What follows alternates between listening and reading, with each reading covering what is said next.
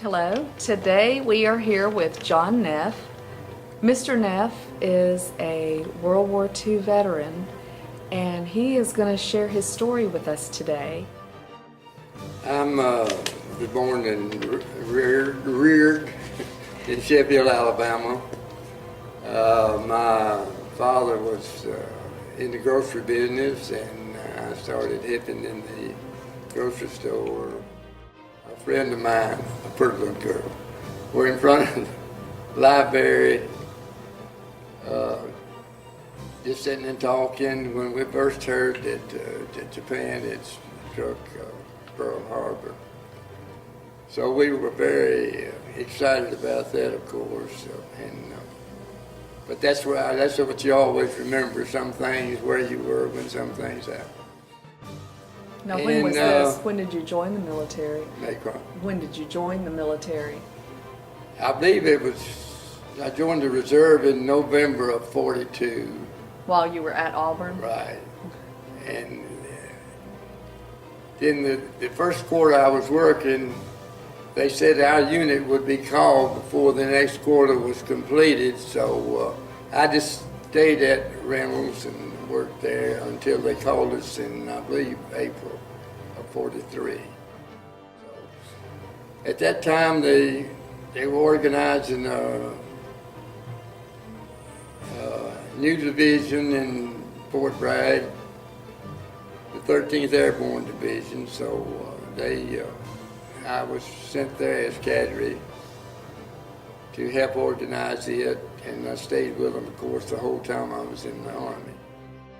So they made me instrument corporal, and after you determine your target points, you'd have your base point, and then you determine your gun locations. You put those two together, and you directed the fire to those points. That's the whole purpose of it. How good were you? Oh, we were good. They decided that we trained through gliders. I was in the glider battalion at that time. So I went through glider school, which was primarily learning how to load the glider with we could get one 105 howitzer in the glider, but you had to tie it down because when you're behind a C-47, which did our pulley, that thing flops around, the wings flop, the sides flop, and everything else. It has to be tied in real good or it'll shift around.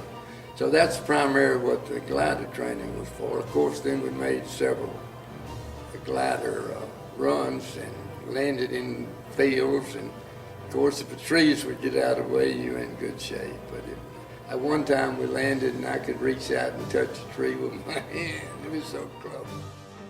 Then they decided that it made me a forward observer, so it required being able to jump out of the plane with the infantry.